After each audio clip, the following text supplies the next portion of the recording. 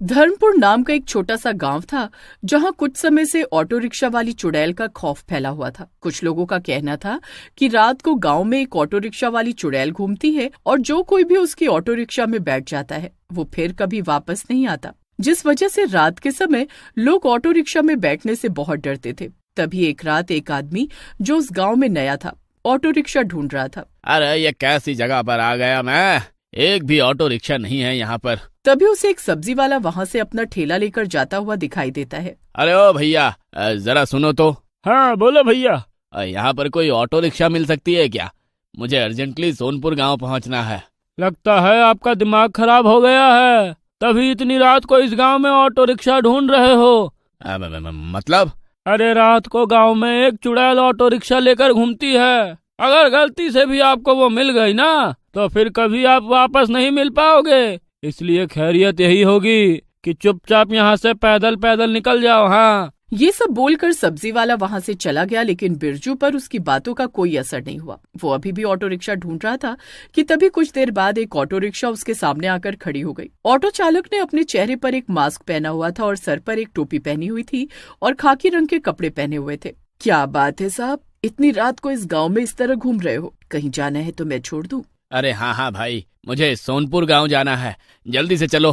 ठीक है, बैठो साहब। बिरजू ऑटो रिक्शा में बैठा तभी ड्राइवर ने उससे पूछा, लगता है आप इस गांव में नए हैं, क्योंकि रात के समय तो इस गांव में ऑटो रिक्शा में मुश्किल से ही कोई बैठता है। सबको पता है कि रात को गांव में ऑटो रिक्शा वाली चुड़ैल घूमती है। हाँ नया हूँ, लेकिन तुम्हें इससे क्या लेना देना? लेना देना तो कुछ नहीं, लेकिन ऐसे ही पूछ लिया। अच्छा वैसे आप इतनी रात को किस काम से सोनपुर जा रहे हो? अरे भाई, तू ऑटो ड्राइवर है या कोई न्यूज रिपोर्टर जो एक एक बात को कुरेद कुरेद कर मुझसे पूछ रहा है? चुपचाप अपना ऑटो चलाने पर ध्यान देना। मैं तो वही कर रही हूँ। कर रही हूँ मतलब?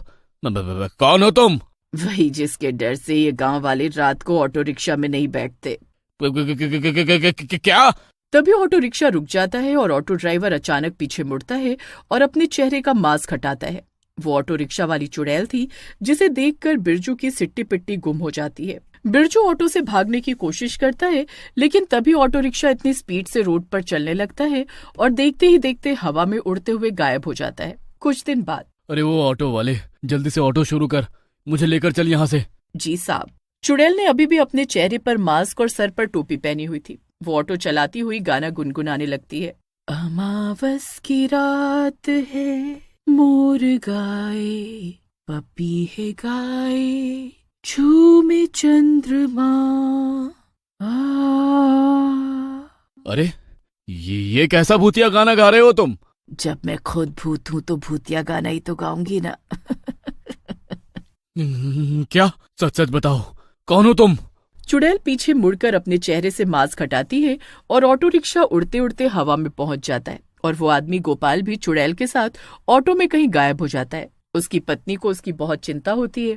जब कई दिन तक भी राधा का पति गोपाल घर नहीं आता तो वो परेशान होकर मंदिर में पंडित जी के पास जाती है, जहाँ पर पहले से ही कुछ लोग थे और उन सब की भी यही समस्या थी कि उनके घर के कुछ सदस्य जो रात को किसी काम के लिए निकले थे अचानक गायब हो गए। मैंने ध्यान लगाकर देखा है, तुम सब लोग बिल्कुल ठीक कह रहे हो कि ये उस ऑटो रिक्शा वाली चुड़ैल का काम है, लेकिन मुझे समझ नहीं आ रहा कि अचानक गांव में ये ऑटो रिक्शा वाली चुड़ैल कहां से आ गई और इस तरह लोगों को ऑटो में बिठाकर लेकर जाने का उसका मकसद क्या है? ये सब तो आप ही पता लगा सकते हैं बाबा, क्योंकि आपके पास ही ऐसी सिद्धियां हैं। हमारे घर वालों को ढूंढने में आप हमारी मदद कीजिए। ठीक है बेटी, अगर ऐसी बात है तो मैं आज रात गांव में जाऊंगा और ऑटो रिक्शा वाली चुड़ैल का इंतजार करूंगा।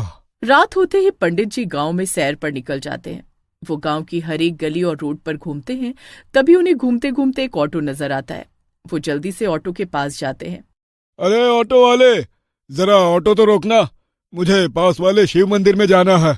नहीं नहीं नहीं, मैं अभी कहीं नहीं जाऊंगा, बहुत रात हो गई है, इसलिए मैं अपने घर जा रहा हूँ। मंदिर पास में ही है तो आप पैदल चली जाइए। अरे नहीं, मैं पैदल मंदिर तक नहीं जा सकता, मेरे पैर में बहुत दर्द हो रहा है तो मुझसे चला नहीं जा रहा।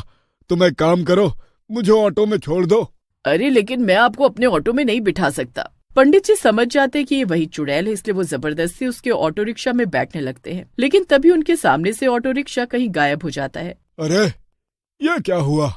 ये ऑटो रिक्शा तो अचानक मेरे सामने से गायब हो गई। ऐसे मैं लोगों का पता कैसे लगा पाऊंगा? मुझे कल फिर से आना होगा और चालाकी से इस चुड़ैल को अपने मंत्रों की शक्ति से बांधना होगा। पंडित जी अगले दिन फिर से रात के समय ऑटो रिक्शा ढूंढने लगते हैं। गांव में ऑटो रिक्शा वाली चुड़ैल के डर से बाकी ऑटो वालों ने रात के समय ऑटो चलानी बंद कर दी थी, इसलिए अब सिर्फ चुड़ैल की ऑटो रिक्शा ही रात में नजर आती थी। कुछ देर तक घूमने के बाद पंडित जी को एक ऑटो नजर आता है तो पंडित जी चुपके से जाकर उस ऑटो रिक्शा पर विभूति छिड़क देते हैं और ऑटो रिक्शा में बैठी चुड़ैल अचानक कांपने लगती है। अरे कौन है जो मेरे ऑटो रिक्शा पर मंत्र फूंक रहा है? मैंने तुम्हें और तुम्हारी ऑटो रिक्शा को अपने मंत्रों की शक्ति से बांध दिया है। अब तुम्हें मुझे इस ऑटो में बिठाकर शिव मंदिर तक ले जाना होगा और वहीं तुम मुझे सब कुछ बताओगी भी। हाँ? नहीं, मैं ऐसा कुछ नहीं करूंगी। ऐसा तो तुम्हें करना ही होगा, क्योंकि अब मैंने तुम्हें अपने मंत्रों की शक्ति से बांध दिया है। जल्दी यहाँ से चलो। पंडित जी चुड़ैल के ऑटो रिक्शा में बैठ जाते हैं और चुड़ैल को जबरदस्ती उन्हें शिव मंदिर तक लेकर जाना पड़ता है। लेकिन वहां पर पहुंचने के बाद चुड़ैल अपने ऑटो को आगे नहीं बढ़ा पाती और वहीं पर अटक जाती है। मेरा ये ऑटो आगे क्यों नहीं बढ़ रहा? मुझे मुक्त करो, मुझे यहाँ से जाने दो। तुमने गांव के बहुत से लोगों को इस ऑटो में बिठाकर गायब किया है। तुम्हें मुझे उनके बारे में सब कुछ बताना होगा। पंडित जी चुड़ैल पर विभूति छिड़कते हैं और चुड़ैल उनके पीछे पीछे उड़ती हुई अंदर शिव मंदिर में आ जाती है। तुम सब लोगों को इससे डरने की कोई जरूरत नहीं है। अब ये पूरी तरह मेरे वश में है। चलो अब मुझे बताओ कि तुमने गांव वालों के साथ ये सब क्यों किया? क्यों तुम ये ऑटो रिक्शा वाली चुड़ैल बनी? उन लोगों का पता जल्दी से हमें बताओ। मेरे पास अब उन लोगों का पता नहीं है। वो सब लोग तो भगवान के पास जा चुके हैं। क्या? इसका मतलब तुमने मेरे पति को मार दिया? तुम्हें तो भगवान कभी मुक्ति नहीं देगा। तुमने मासूम लोगों के साथ इतना बुरा किया। बिल्कुल भी नहीं, मैंने कभी किसी मासूम के साथ कुछ भी बुरा नहीं किया। और तुम्हारा पति कोई दूध का धुला हुआ इंसान नहीं था। मेरे ऑटो रिक्शा में बैठने से पहले उसने एक आदमी को लूटा और फिर उसे मार दिया। वो अक्सर लोगों के साथ ऐसा करता था, इसलिए मैंने उसे उसके कर्मों की सजा दी। लेकिन लोगों को उनके कर्मों की सजा देने वाली तुम कौन होती हो? अरे ये सब तो भगवान का काम है और यहाँ पर न्याय अन्याय का फैसला करने के लिए पुलिस मौजूद है। ये सब मैं कुछ नहीं जानती। मुझे तो बस इतना पता है कि ऐसे लोगों की वजह से मासूम लोगों को अपनी जान गंवानी पड़ती है। मैं अभी कुछ महीनों पहले अपनी बेटी के साथ अपने मायके से आ रही थी, तभी कुछ लुटेरों ने मेरे पास सामान देखकर मेरा सारा सामान लूट लिया और फिर उसके बाद मुझे और मेरी बेटी को मार डाला। तब से मैंने ठान लिया कि मैं ऐसे लोगों को जिंदा नहीं छोड़ूंगी। उसकी बातें सुनकर वहाँ पर बैठे सभी लोग हैरान रह गए और पंडित जी को भी उसके प्रति सहानुभूति हुई। देखो चुड़ैल बेटी, मैं समझता हूँ कि तुम्हारे साथ गलत हुआ, लेकिन तुम न्याय अन्याय का फैसला ईश्वर पर छोड़ दो और हमेशा के लिए मुक्त हो जाओ। मैं तुम्हारी मुक्ति कराना चाहता हूँ। नहीं पंडित जी, मैं मुक्त नहीं होना चाहती। मैं इसी गांव में ऑटो रिक्शा वाली चुड़ैल बनकर मासूम लोगों को ऐसे दरिंदों से बचाना चाहती हूँ।